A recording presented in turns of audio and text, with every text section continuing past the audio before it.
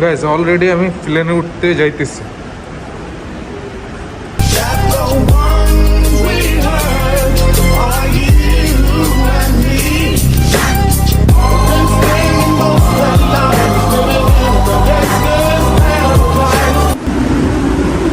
Good bye Mumbai, sorry goodbye Dhamma.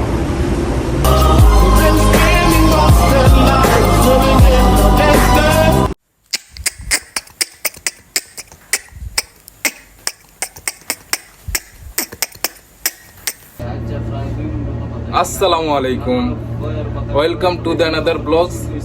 আমি হোসেন, আশা করছি সবাই অনেক ভালো আছেন। আলহামদুলিল্লাহ আমি অনেক ভালো আছি। আমার সাথে আলামিন ভাই আছে, শাকিল আছে, আশিক ভাই আছে, সাইদুল ভাই আছে, আরো অনেকেই আছে, আমার রুম পার্টনার যারা সবাই আছে। তো দীর্ঘ 150 দিন আমি এই ফ্ল্যাটে এই রুমেই ছিলাম। আমি বাংলাদেশ থেকে বিদেশে আইসা এই রুমই উঠছি আর এই রুমেই ছিলাম, ওনাদের সাথেই ছিলাম। তো আমার কপালটা অনেক খারাপ, এই রুমটা ছাইরা আমি আবার দেশে চলে যেতেছি। দীর্ঘ 150 দিন যাবৎ এই রুমে ছিলাম, এই রুমটা ছাইরা আমি দেশে চলে যাইতেছি।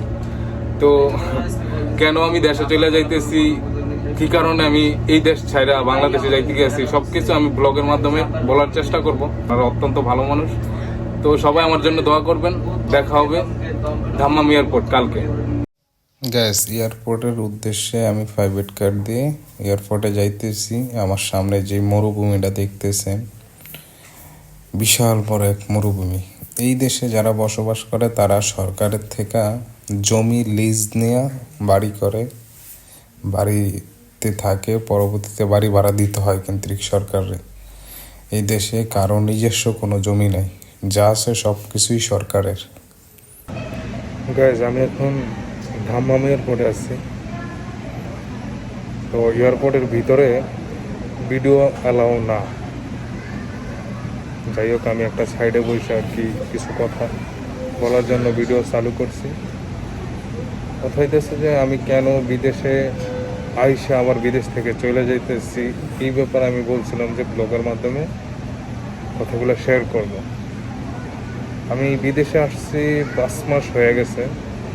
এই 5 মাস একটা ফ্ল্যাটের ভিতরেই ছিলাম, খাইছি ঘুমাইছি, একটা ফ্ল্যাটের ভিতরেই বন্দি ছিলাম। তো আমার এই দেশে আকামা, যারা বিদেশে থাকে তারা অবশ্যই জানে যে আকামা কি। আমার আকামা নাম্বার 2 মাস 23 দিন, মেবি 25 দিন পরে আমার আকামা নাম্বার আসছে। আকামা নাম্বারের ভিতরে কফিল আমারে এক্সিট মেরে দিছে, ফাইনাল এক্সিট। তো পরবর্তীতে আমি আমার দালালের সাথে যোগাযোগ করি, আমার এই যে এই দেশে আনছে তার সাথে যোগাযোগ করি। কথা হয়েছে, বলছে যে এক্সিট কয়টা দিব। তো এক্সিটের ম্যাচ ছিল 2 মাস। এক্সিট কয়টা দিব বইলা আর এক্সিটটা কাটা হয় না। এখন আমার হাতে সময় আছে 3 দিন। এই 3 দিনের ভিতরে যদি আমি বাংলাদেশে না যাই তাহলে পুলিশ ধরবো, জেল খাটাইব, পরে বাংলাদেশে পাঠিয়ে দিব। চাইলেও আমি 2-5 বছরের ভিতরেও সৌদি আরব ঢুকতে পারবো না, এরকম সিস্টেম আর কি। তো আসলে ভিডিওর ভিতরে ওরকম কথা বলতে পারতেছি না, কারণ এদিকে ভিডিও অ্যালাউ না। গাইস অলরেডি আমি প্লেনে উঠতে যাইতেছি। আমি যে রোডটাতে হাঁটতেছি এই রোডটা হইতেছিল প্লেনে যাওয়ার road.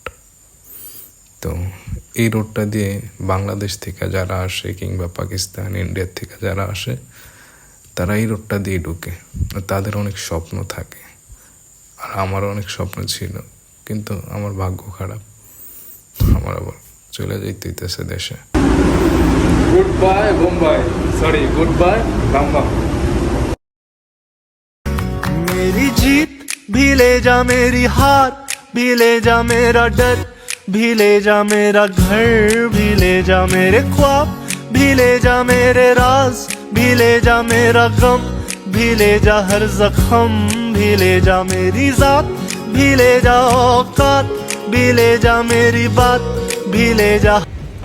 Guys Oman Muscat airport থেকে আরেকটা প্লেনে উঠতেছি। সব জায়গায় ভিডিও নো অ্যালাউ, যার কারণে ভিডিও বানাইতে পারতেছি না। তো এই যে আরেকটা প্লেনে উঠতেছি। সবাই আমার ব্লগ দেখতে থাকুন, দেখাবো। Let's go guys. অলরেডি প্লেনে উঠে গেছি। ওমান থেকে যে প্লেনে উঠছে এই প্লেনটা বিশাল বড়, অনেক বড় একটা প্লেন। আমি যদি পিছনের ক্যামেরাটা ঘুরাই তাহলে দেখতে পারবেন কি পরিমাণ মানুষ এই প্লেনে। তো আমার একটা সমস্যা ছিল কি, মানে আমি এর আগের যে প্লেনে উঠছি ওই প্লেনে আমার খাবার দেয় না। আমি ভাবছিলাম এই প্লেনে আমার খাবার দিব, আমি আর এয়ারপোর্টের থেকে কিছু নেই না খাবারের জন্য। তো আমি খুবই ক্ষুধার্ত ছিলাম। পরে একটু পরেই দেখলাম যে ওনারা এয়ার হোস্টেস যারা ওনারা খাবার নিয়ে আসছে, খাবার সবারই দিতেছে। তো আমি ভাবছিলাম যে কিছু না খাইলেও একটা পানি চাবো, পানি খাবো আর কি। পানির পিপাসাটা অনেক বেশি পাইছিল তখন। ওনারা দেখলাম যে ক্রেডিট কার্ড কিংবা ডলার চাইতেছে, মানে খাবার ওনারা বিক্রি করে, এটা তো আমি জানি না। তো খুবই ক্ষুধার্ত ছিলাম, খুব কষ্ট হয়েছে। অলরেডি আমি বাংলাদেশ এয়ারপোর্টে আছি গাইজ। মোবাইলে চার্জ নেই, মোবাইল বন্ধ হয়ে যাইব, ওরকম কথা বলতে পারবো না। আমি ভাবছিলাম আমার কেউ নিতে আসবে না, আমার ভাই আমারে নিতে আসতে। আমি আর ভাইয়ারে দেখাইতে পারলাম না, আমার মোবাইলটা অলরেডি বন্ধ হয়ে যাইব। বাংলাদেশ এয়ারলাইন্সে এসে মানুষের অনেকে স্বপ্ন নিয়ে যায় বিদেশে, আর আমার স্বপ্ন ভাঙ্গা মন নিয়ে বিদেশ থেকে আসছি। অনেকগুলো টাকা পয়সা নষ্ট করে বিদেশ থেকে আসছি।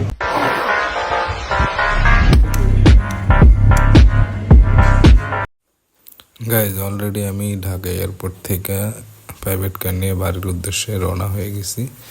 তো ঢাকায় একটা হোটেলে আর কি সকালে নাস্তা করি, নাস্তা করে গাড়িতে উঠে আমি ঘুমিয়ে পড়ি। তো এই ঘুমে আর কি হঠাৎ করে ঘুম ভাঙছে। ঘুম থেকে উঠে দেখি যে আমি চাঁদপুর বাবুরহাট বাজারে চলে আসছি। তো গাইজ, আমি গাড়ির থেকে নেমে আমার রিক্সা নিতে হবে। অলরেডি গাড়ির থেকে নেমে রিক্সা নিয়ে নিছি গাইজ, বাড়িতে যাইতেছি। চারপাশ সবুজ, অনেক সুন্দর। আসলে গ্রামে যারা থাকে এই সৌন্দর্যটা তারা উপভোগ করতে পারে, শহরে যারা থাকে তারা এই সৌন্দর্য উপভোগ করতে পারে না গাইজ। তো আমার ব্লগ যদি আপনাদের ভালো লাগে তাহলে অবশ্যই আমার পেজে